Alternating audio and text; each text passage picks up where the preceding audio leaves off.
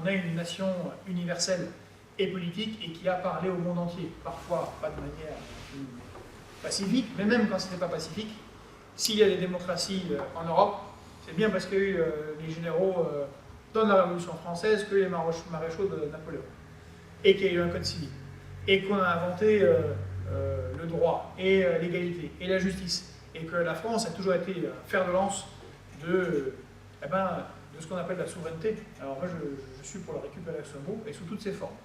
Souverainisme, souveraineté, parce que c'est ce qu'on avait fait à l'époque, en tout cas moi, Mélenchon et d'autres, à la France insoumise. Non, le drapeau bleu, blanc, rouge, c'est pas un drapeau d'extrême droite, c'est un drapeau français. C'est un drapeau de la Révolution française. C'est pas pour rien qu'on a pris ça. Alors, il y a encore des idiots utiles de la Macronie, récemment, à la manifestation de jeudi, qui nous ont attaqués, soi-disant antifascistes.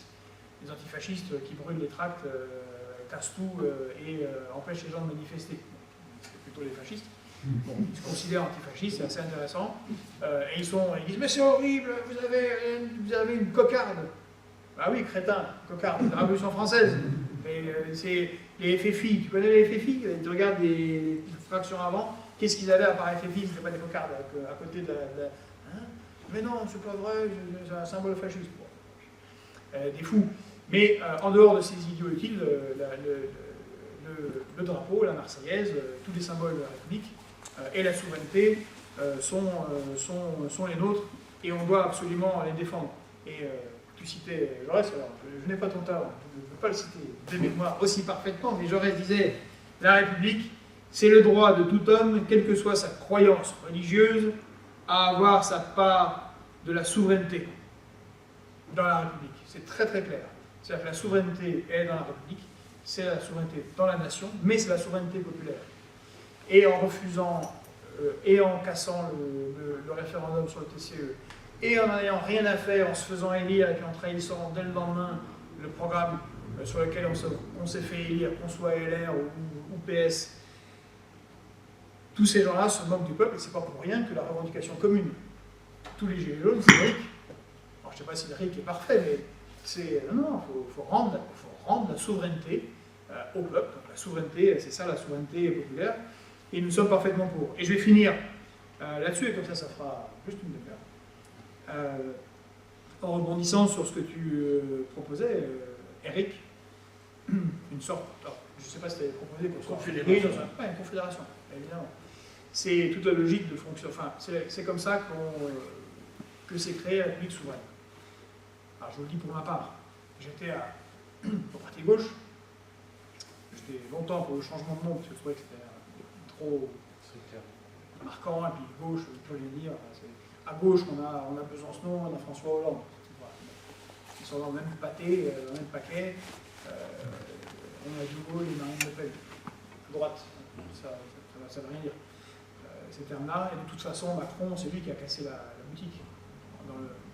Si on prend le terme gauche-droite, entendu comme on l'entend dans les médias, pas dans les théories, et quand on fait de la réflexion, mais gauche-droite, comme on l'entend dans les médias, comme on l'entend tous, eh ben c'est Macron qui l'a cassé. Il a des ministres, si je ne m'abuse, qui étaient avant au PS, donc qui étaient de gauche, des ministres qui sont LR, donc qui étaient de droite, pareil pour les députés, pareil pour les maires, pareil pour tout et n'importe quoi. Bon, il a dit on s'en fout, nous ce qu'on veut, c'est réunir les gens qui sont pour le néolibéralisme, qui sont prêts à appliquer toutes les politiques voulues néolibérales par l'Union européenne, qui sont prêts à déléguer la souveraineté nationale et populaire à des instances supranationales, par des traités de libre-échange, par les traités européens, à la Commission européenne, à je ne sais quel tribunal d'arbitrage, et blablabli, et blablabla. Ou à l'OTAN. On n'a pas d'armée, la géopolitique, on s'en fout. La réflexion sur quelle est la position, qu'il n'y a pas besoin, c'est l'OTAN va faire, le Pentagone fera tout ça très bien. Je caricature à peine. Hein. C'est ce qu'ils pensent et c'est ce qu'ils font. Ce sont des gens donc, qui sont également d'accord pour retirer la souveraineté au peuple. Moins de démocratie, plus de décisions de la technocratie. Juste, je souligne un point, on a tous rigolé un peu de ce qui s'était passé en Belgique quand il n'y avait plus de ministres pendant 18 mois. Enfin, tous disent, ouais, c'est génial, c'est drôle, pas besoin de ministre, ça ne sert à rien. En fait, c'est l'inverse qu'on aurait dû se dire. C'est-à-dire vraiment, ça ne sert à rien. C'est-à-dire tellement le truc suit quelque chose qui n'est pas décidé nationalement, qu'il n'y a même pas besoin de type qui a le chapeau de capitaine pour faire semblant de diriger le bateau.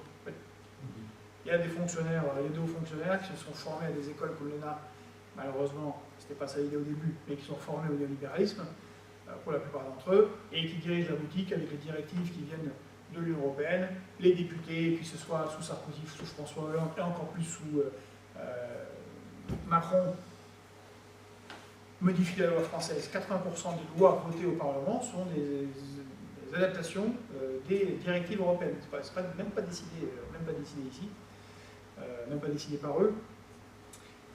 Donc voilà, ça regroupe ces gens-là, et on peut être de gauche, de droite, d'avant, et se retrouver dans ce paquet-là.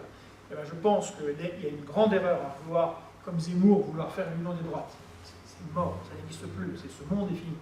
À faire l'union des gauches, comme certains veulent le faire, c'est pareil, c'est finito, ça ne marchera plus. Ce qu'il faut faire, c'est l'antithèse exacte de ce que représente Macron, c'est ceux qui sont pour la souveraineté, entendue comme souveraineté nationale et populaire, c'est-à-dire se donner les moyens de mener une politique quelle qu'elle soit.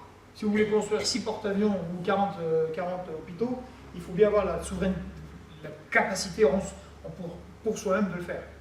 La République sociale, de Jaurès, donc défendre l'intérêt général, l'intérêt commun, l'améliorer, mieux soigner, mieux aller à l'école, c'est au contraire, et reprendre en main un destin national et se considérer comme une nation. Voilà, c'est ça le camp. C'est les deux camps qui vont s'opposer, qui s'opposent en fait de facto à partir de maintenant. Et donc nous sommes justement, notre méthode, c'est d'accepter de travailler avec tout le monde tant que les gens ne sont pas xénophobes et tant qu'ils ne détestent pas la France. Donc ça exclut l'extrême gauche fanatique et l'extrême droite fanatique. Et ça réunit tous ceux qui sont de bonne volonté et qui veulent faire l'effort, comme au CNR, de travailler ensemble à constituer ce pôle souveraineté, République sociale, bien sûr l'écologie, laïcité et défense de notre vie. Voilà. Je vous remercie. Et puis maintenant,